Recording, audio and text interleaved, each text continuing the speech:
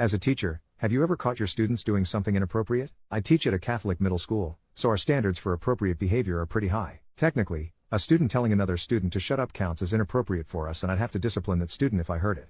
The most inappropriate thing I've ever caught a student doing, that would be inappropriate even by public school standards, happened about 5 years ago. I was proctoring a standardized test near the end of the school year. All of the 8th graders had already been accepted into their high schools, and they just didn't care about the standardized test or anything else having to do with school at that point. This particular test session was an hour long, and students were not allowed to read a book or draw or do anything else once they were finished with their tests.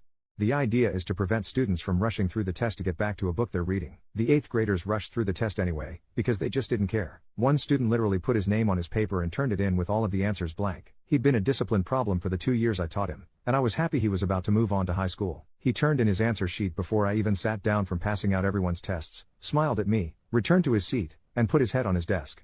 I wasn't allowed to say anything to him or encourage him to try harder or anything. He asked if he could sit in an unoccupied corner seat for the rest of the time, and I agreed. I was happy he was taking a nap and wasn't going to distract others. Or so I thought. About 15 minutes later, as I was walking around, monitoring everyone else who was still taking the test, I looked in his direction. His head was down and his hoodie was pulled over his head, but there was no mistaking what was going on. He was wearing sweatpants, and his hand was down them. He was playing with himself in the back of the classroom during a standardized test. I didn't want to make a scene, because I didn't want to disturb the students who were focused on the test. I had two options: tell him to stop, and risk him making a scene. Ignore it and tell his parents later. I went with option 2. After the test, I emailed the parents and CC'd my boss, explaining exactly what had happened with him not doing the test, and what he did afterwards.